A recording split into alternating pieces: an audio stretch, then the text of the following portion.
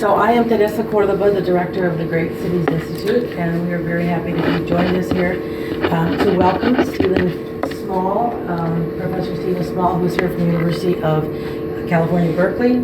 Stephen and I have known each other since the early 80s. The early 80s, that's right. Early 80s. We've been right. friends all this time, and it's really such a great treat for me to host him here at the Great Cities Institute here at the University of Illinois, Chicago. So in between this time, Stephen has done incredible work. I just looked at you, David. I said, Stephen has done incredible work over these last many years. He's a native of Liverpool and he's really very much a Renaissance man, though speaks multiple languages, has traveled all around the world, lived in various parts of the world. His true love is his roots in Liverpool, and he's going to share with us today some of his insights about race in Liverpool, and prove that the best thing that came out of Liverpool was not just the Beatles. They're not just the Beatles. Okay. Well, thank you very much, Teresa. I appreciate that greatly. Good afternoon to everyone, and thank you for attending. I appreciate that you're able to come here on this cold and chilly Chicago afternoon. My special thanks to my lifelong friend and colleague, Professor Teresa Cordova, who, as she mentioned, we've known each other since I first arrived in the United States in the 1980s. Many thanks also to her colleagues who have put together the marvelous flyer, did the event promotion, and have organized the Zoom. I remain in your debt.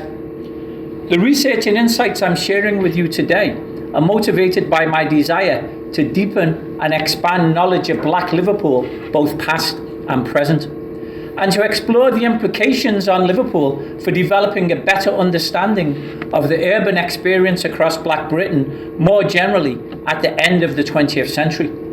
At the end of the 20th century, the overwhelming majority of Black people in Britain were concentrated in cities, and they remain so today.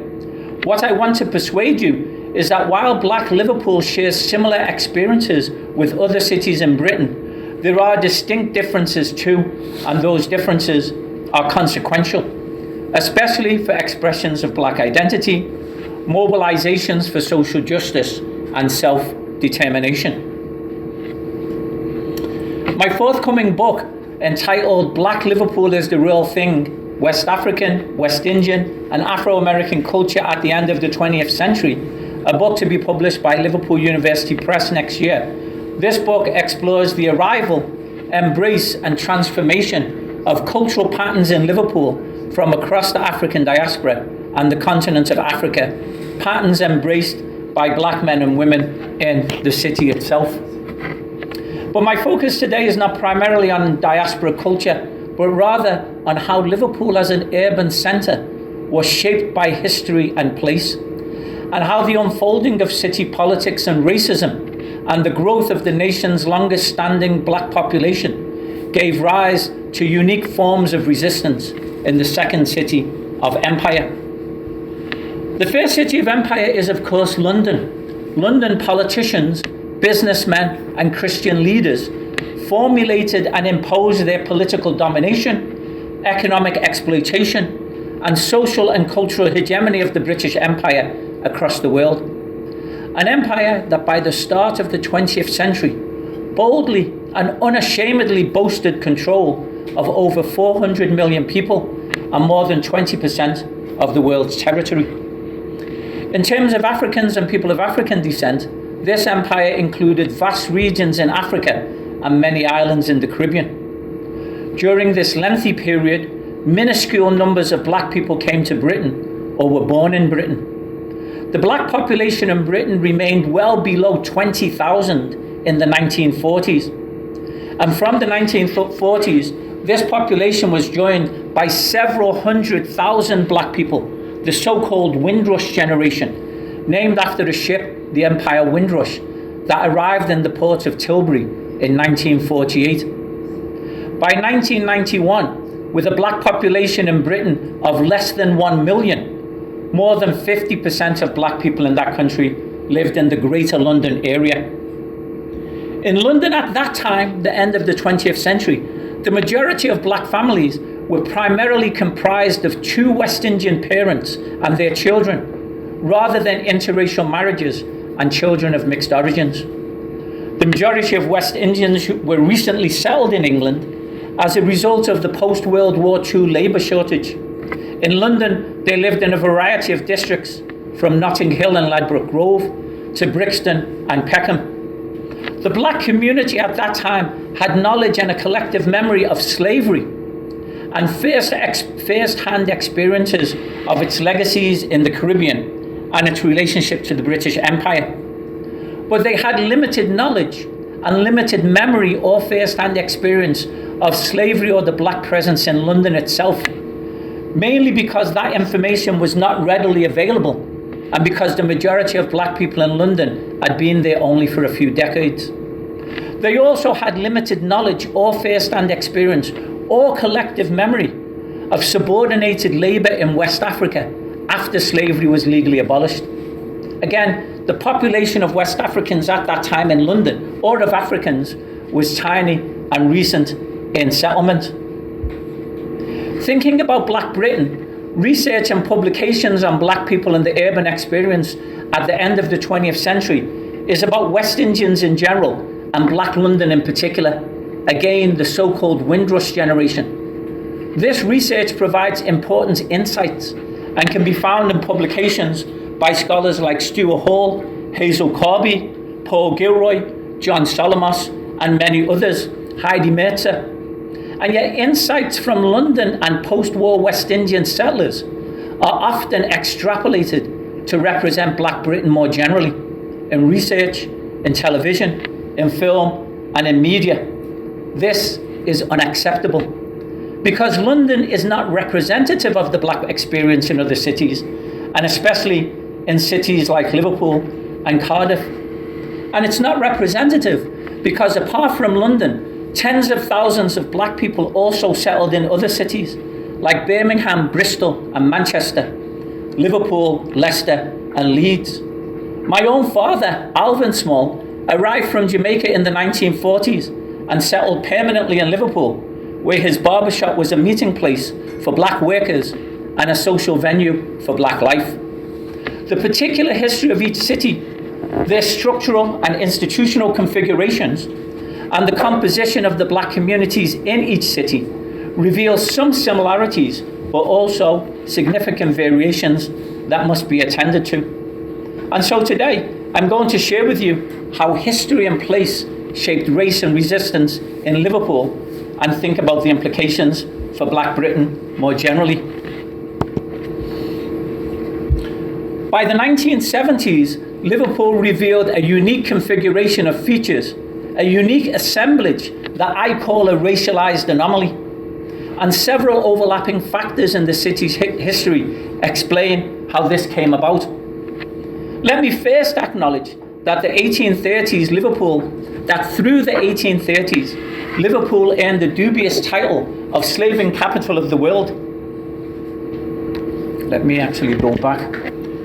Let me first acknowledge that through the 1830s, Liverpool had earned the dubious title of slaving capital of the world because it was involved in the slave trade for several hundred years. The city's ships transported millions of Africans into vicious slavery, including 75% of all Africans transported in the final decades. As a result, Liverpool became the biggest slave port, so-called, in the history of the British Empire. That's an acknowledgement, but in today's presentation, I'm more interested in the period of imperialism after slavery was legally abolished and how it directly shaped Liverpool. No. Is it the mouse again? No. Sorry. Let's see, not quite working. Put the mouse off, Joe. Alright, now try. No. We'll get it fixed shortly. Yeah.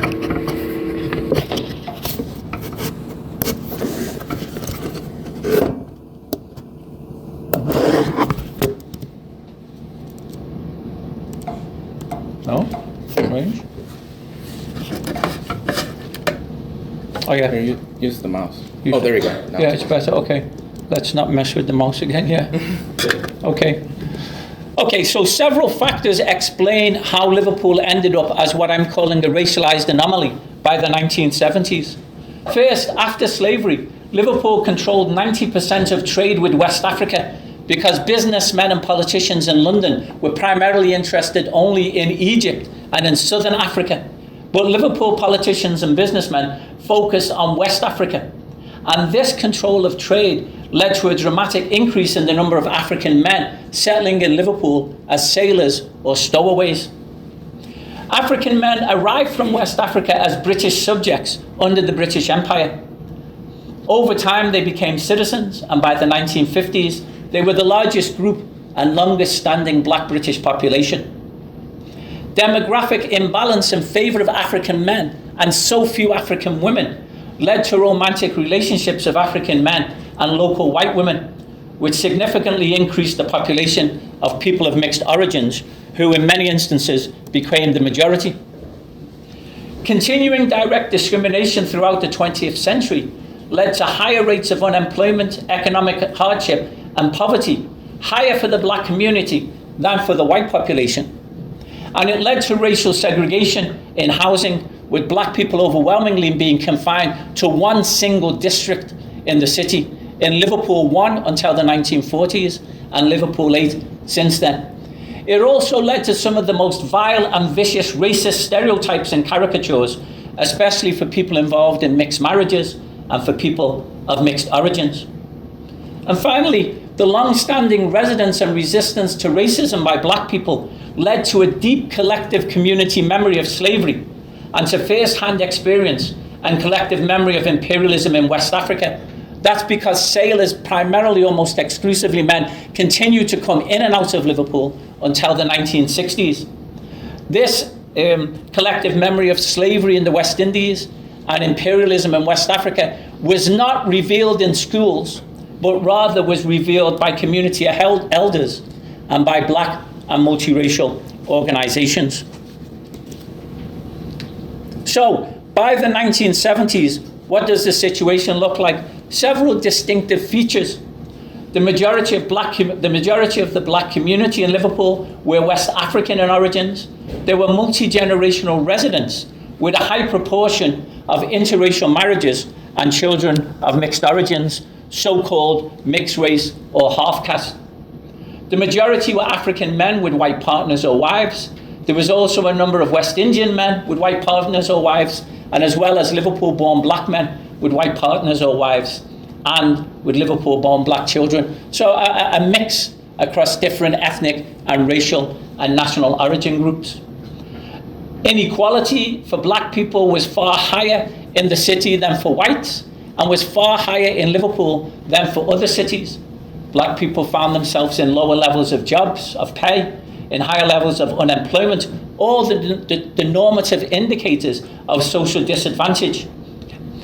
Lower educational qualifications, you can read that, as compared to whites in the city and as compared to black people in other cities. Black people in other cities faced inequality, but the city of Liverpool had particular economic structural problems to do with the decline of the port and the overemphasis on manufacturing industries that meant rates of unemployment in the city on average were higher than anywhere else in the country, even though it had been bad elsewhere in the country.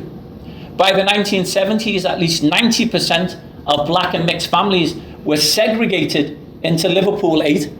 That's the name of a district, also known as the Granby Triangle. It's one of the main streets in Liverpool 8. And leaving Liverpool 8 risked for black people or for white women with black partners or black children, people risked verbal or physical abuse, especially at weekends and during football matches. Whether Liverpool or Everton won or lost, there would be violence, and there would be violence against whites as well, but greater violence against black people, I would argue. Let me see, I pressed the wrong one. Okay, 2 more points. As I mentioned, by the 1970s, there was multi-generational collective memory of slavery and first-hand experience of imperialism, including in West Africa, and knowledge of those issues in Liverpool themselves. Again, this was shared by Liverpool community elders and in a range of organizations. the situation in Liverpool compared to the experience of racism in other cities was described in a 1989 book as uniquely horrific. A black population that had been there could trace its origins at least to the early 1700s, faced particular disadvantage, not because they were immigrants or we were immigrants, but because we were local British-born black people. And also that we faced in that city particular hostility to interracial relationships of black men with white women and vicious caricatures of people of mixed origins. And these caricatures and racism was manifest in university reports in which so-called mixed race people, men and women, boys and girls, were treated as biologically, genetically, and culturally inferior. And these kinds of attitudes were also revealed amongst public officials, including a notoriously bad chief of police, Chief Constable Oxford, who said all mixed race people in Liverpool are the children of white prostitutes and transient seamen sailors. That's in the 1970s. Actually, one of the people I interviewed for the book, Patricia Torkington from South Africa, she said when she arrived in Liverpool to study nursing and asked about the history of black people, everyone told her, well, they're all the children of white prostitutes and black sailors. She said, every other city I went to, nobody said that. It was only in Liverpool. There is hostility, there was, and there remains hostility to interracial marriages. But in Liverpool, it was longer duration and greater intensity for a variety of reasons.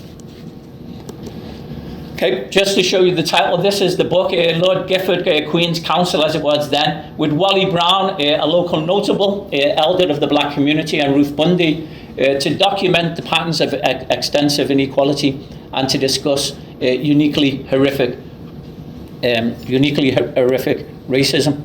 Okay. So let me comment on a few more aspects of Black Liverpool by the start of the 70s, aspects that unfolded throughout the 70s, 80s, and 90s.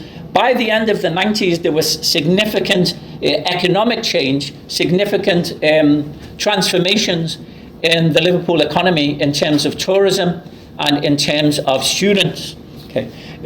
There were, I argue, a series of enduring, curious, and even cryptic manifestations of black identity as compared to London and other cities, in particular around Africa, Africanness, and manifestation, well, as I said, of black identity.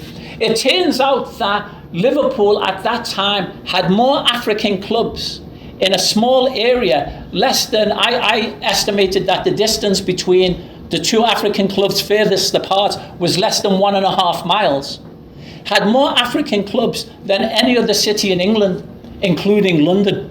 And many of these African clubs, perhaps all of them, had been set up, some going back to the 1940s, because of racial discrimination against black people in general, and African men in particular, in the city centre. So these were all clubs that I went to as a teen in the 1970s.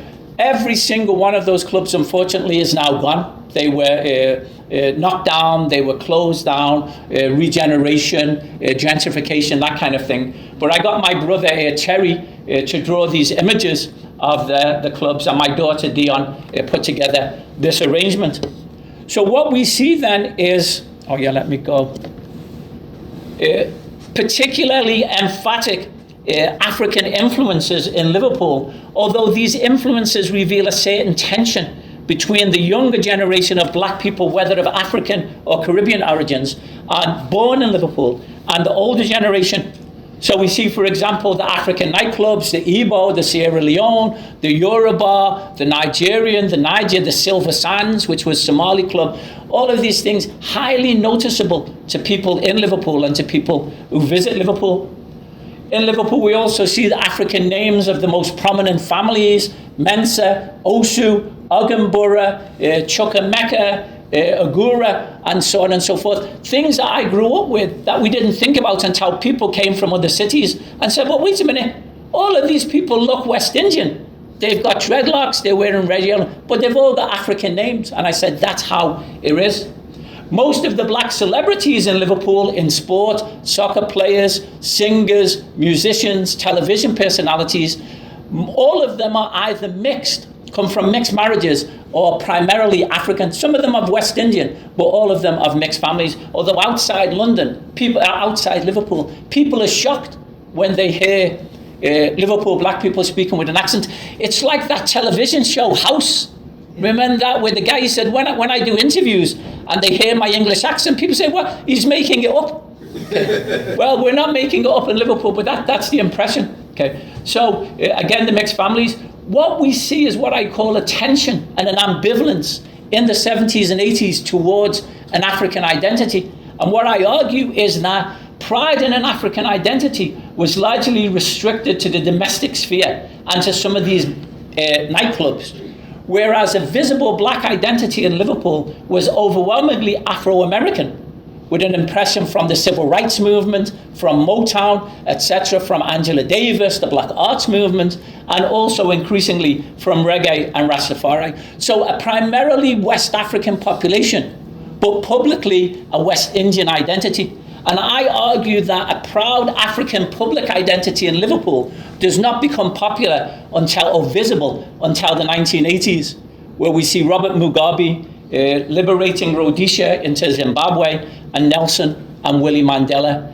in South Africa, and a number of other areas. So these tensions that exist. Okay. These tensions and the particular history of the city give rise to what I call paradoxical outcomes and some curious and interesting stories. So Liverpool-born black people that I interviewed, and including myself, visit other cities and were surprised just how few black people there are there. Some people said, I've never seen so many black people in these other cities, because the mixed population, certainly at the 70s, were not as big. By the 80s and 90s, they start to grow bigger. And of course, London and Birmingham have bigger black populations. But people going and surprised to see. Okay. Also, black people from other cities visiting Liverpool are surprised at just how many people of mixed race there are. Black people come to the city and they say, where are all the black people? We can't see any, we can only see mixed race. Okay. They're surprised at how many Africans there are. They hear the names, they see the names of the nightclubs, they hear the names of some organizations, and this is a shock because it's not common or as common in London and Manchester and Birmingham. Okay. There's also so many people, particularly young people, that look West Indian, but are African, particularly of mixed origins. And also what seems to happen in Liverpool that has no equal in any other city, and something that is a particularly intense grievance for we black people in Liverpool, is that there are almost no black people in any of the city centre stores. Black people come to Liverpool. Black people in Liverpool, we go to the city centre. In that period, you don't see any black people in the shop fronts. There are some black people in the shop fronts right now. Not too many, but there are more now.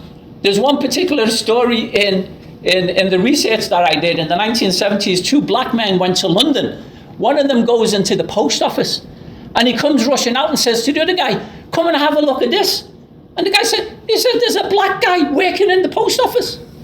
That's how bad it was. Okay. Also, there are stories about getting on a train from Liverpool to London, and you may see a black ticket collector, but you'll see none in Liverpool, but by the time you get to London, you'll see one or two, actually a lot, because many of the black men who came to work in England in the 1940s worked on British Rail. Coming the other way, fewer and fewer black people. So these are distinctive things. It's not that they have no parallels in London, but the parallels are not of the same intensity or duration. Given this particular unique history and the contemporary anomaly that I described, what's the nature of resistance in Liverpool? Well, first of all, black people, we've resisted consistently to the colourblind and class-based city politics, which I'll come back to in a moment. That's the dominant politics of the city. We've demanded attention to institutional racism across various arenas rather than a focus on individual prejudice. And we've been especially attentive to the hostility towards interracial relationships and people of mixed origins. Black people in Liverpool increasingly highlighted long-term racism, highlighted the long-term presence of black people, especially the African presence, as we became more and more aware of this issue, of these details, which we had not learnt about in school but got from elders. We focus more and more on documenting the African presence in addition to the West Indian presence. And we've seen the establishment from the 70s of black and multiracial organizations. And here you see the names of some of them: South Liverpool Personnel, Liverpool Black Organization, Charles One, etc., etc. Many of them focus primarily, but not exclusively, on Liverpool-born black people, to argue that there may be facilities or resources for so-called immigrants, but there's no one paying attention to the long-established black population who do not face problems of immigration or assimilation or language or familiarity with the social and cultural and political norms of the city, but who face racism. So we've seen those things develop. What's the nature of city politics in this period from the 1970s? Let me see, the black, we've got that. Okay, so the dominant ideology in the city and across the nation at that time was colorblind politics and policies based on a myth of racial harmony, a myth that is grossly at variance to the evidence. We have substantial evidence of continued racial discrimination, direct and indirect, in various arenas: employment, employment, education, housing, policing. And yet the city maintains, the senior politicians in the city maintain a myth of racial harmony, that there's no need to study this population. There's no need to have so-called race conscious, policies.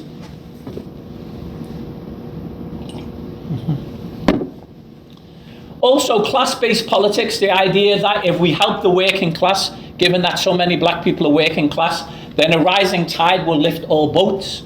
Militant tendency was an extreme left-wing political constituency that took over the Liverpool City Council in the early 1980s, absolutely refused to address race, and brought in a black person from London who had no knowledge or familiarity with Liverpool, called Sam Bond, and a number of Liverpool black organisations boycotted the City Council and produced a report. Liverpool Black Caucus produced a report on the militant tendency and the ways in which working class politics, even though it claimed to speak for all working class, is systematically marginalised or opposed anything that might benefit black people. Other cities in England blame a so-called immigrant deficiency for inequality. In other words, people recognise racial inequality exists, but the explanations are highly divergent. So in other cities, they said these are recent immigrants, they've come in at the lower levels, they'll work their way up over time. It's a story we're familiar with in the United States. Whereas on Liverpool asserted there are no problems here. And even to mention race, if you come and mention race, then you are being racist. So, for example, an organisation, a number of women, particularly black women, were concerned with levels of mental health in the city. And whenever black people had mental health, they were put outside the Liverpool neighbourhood and faced, particularly vile and vicious racism. But when they went and said, look, we need facilities for black people, they said, well, this is reverse racism. There's no need for this kind of issue. This is in the 1990s. Okay. There are, I must acknowledge, some policies for small numbers of black and Asian immigrants, which are necessary and useful, but also it enabled the city to distract attention away from Liverpool-born black people. Okay. What are the implications of studying Liverpool in particular for a more general analysis? Well, what I argue is that Liverpool is an intrinsically fascinating city. It's been sidelined in a lot of work on black people in Britain as being relevant only to the slave trade and slavery because it had such a prominent history, while imperial history in West Africa is largely absent from discussions of the Windrush generation. And therefore, the variety and vitality of black life across urban areas still requires attention, as do the particular elements of resistance and black organisation. So that's the first general point. Second one is that because Liverpool was the second largest port in Britain during the imperial period, certainly through the 1960s, and was central to activities in West Africa, in the continent of Africa, and also in the Caribbean with regard to black people, in all other areas for Britain, Liverpool was the first port of call for anti-slavery activists, including many from the United States, until slavery ended in the 1860s here, but also importantly for Pan-African activists. And I've spoken with some specialists like Hakeem Addy, who's written more on African people in Britain than anyone else. And we've come to the conclusion, or I've come to the conclusion, that every single well-known Pan-Africanist that came to England to go to London, the centre of the British Empire, spent days or weeks or months in Liverpool. We've documented that, but we don't know the kind of things that they did, the kind of things that they said. We know they were involved in independence movement organizations, in a number of groups that were anti-colonial. We know that they campaigned around the so-called Scottsboro trial in the United States in the 1930s. But because they went to London and the focus has been on London, we have limited information, and we believe, I hope, that information will come out in months and years to come.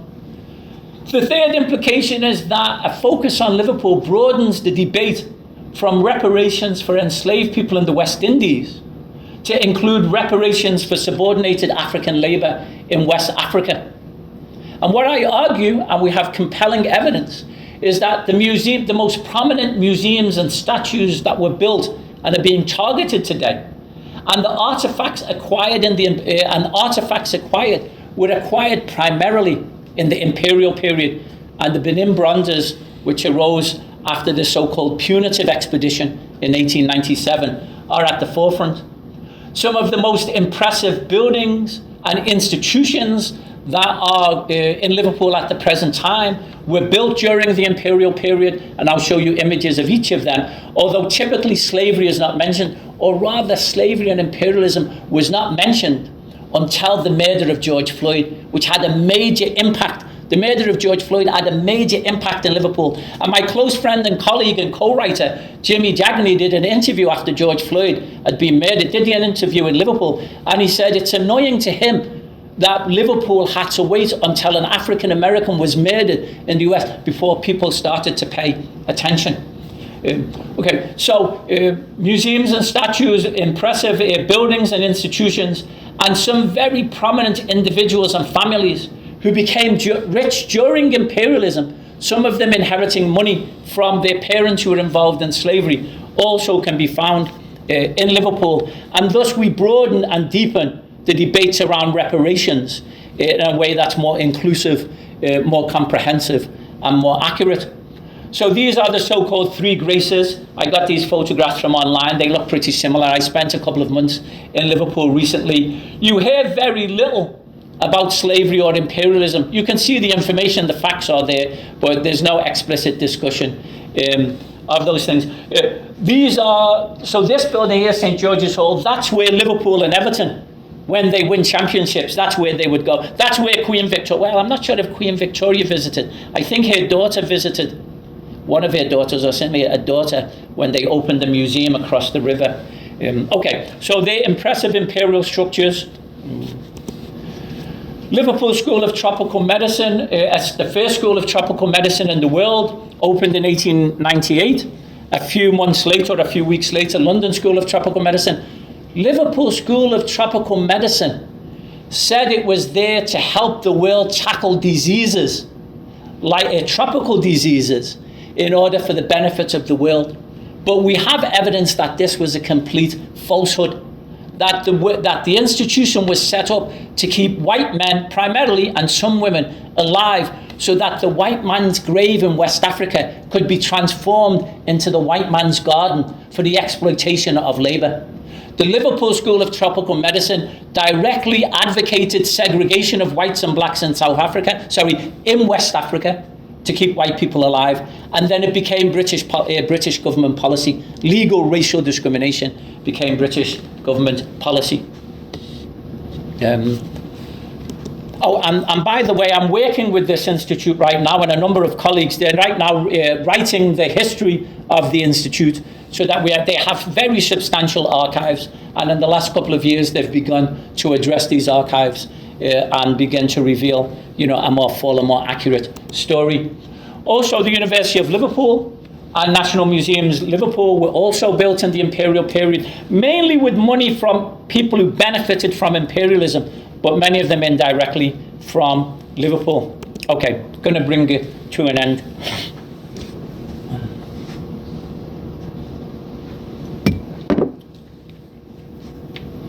Okay.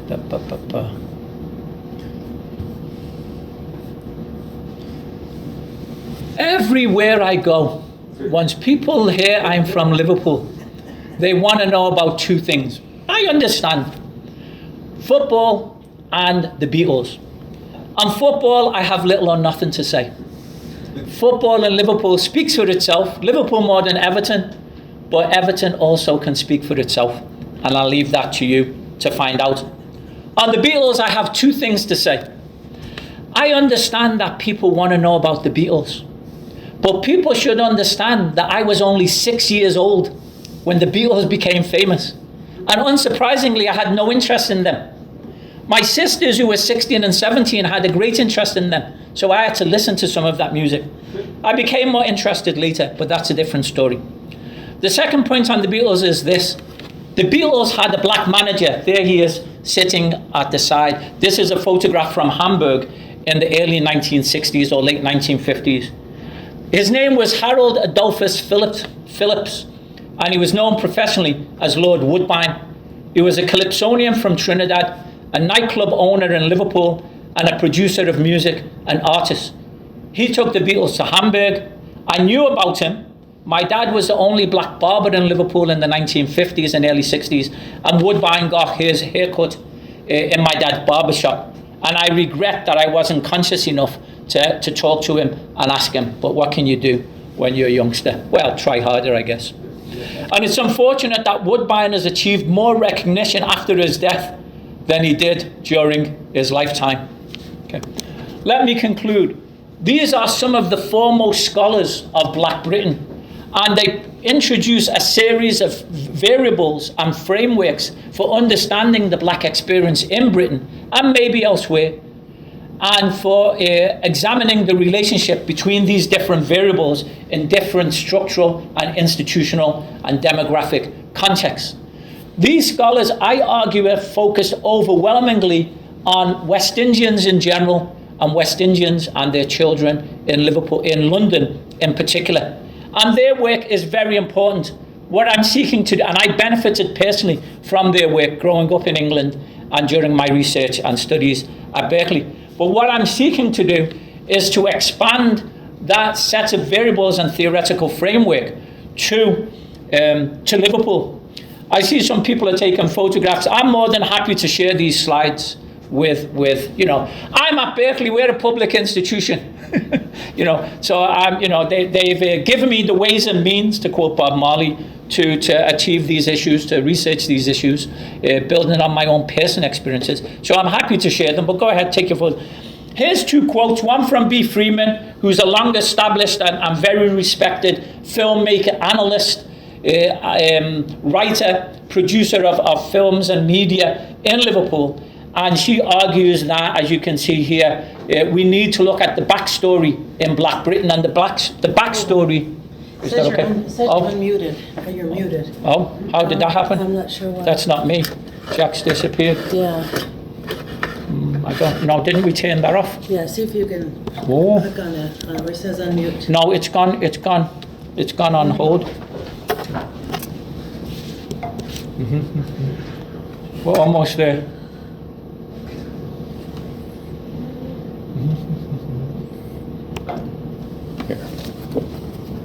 That's better. Sorry. It's okay.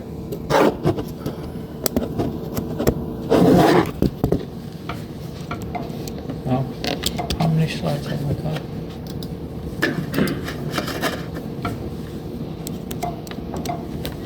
It's okay. We can actually leave it on that slide. Well, there we go. Yeah, there's 2 more slides. Okay. Okay. So I'll leave that. So let me draw it to a conclusion. So, the foremost scholars of sociology and political economy in Britain have identified and unraveled the key variables, as I've said. Their focus has been primarily on World War II, post-World War II West Indians in general, and London in particular. Very important work. However, London is not representative or not even indicative We would hardly find it acceptable in the US to generalize about black people here based only on New York. I'm sure people in Chicago would not be happy about that. We wouldn't base an analysis of black people in Brazil based only on Rio de Janeiro, or black people in France based on Paris, in the Netherlands based on Amsterdam, and so forth. And therefore we shouldn't accept it. Not therefore, but similarly, we do not accept it. Each city has its unique history and its distinct differences. Slavery turned the village of Liverpool into a town based on the exploitation of enslaved Africans in the West Indies. Imperialism turned the town of Liverpool into a city based on the exploitation of subordinated Africans in West Africa. In that regard, as Gus John has pointed out, a more comprehensive and complete analysis of Black Britain must begin a long time before the arrival of the Empire Windrush, and must look beyond West Indians and their children.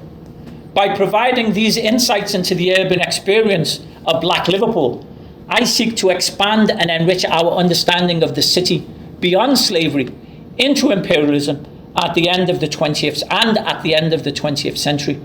And I seek to broaden and deepen our understanding of Black Britain beyond Black London. And with that final point, I rest my case and I welcome comments and questions. Thank you.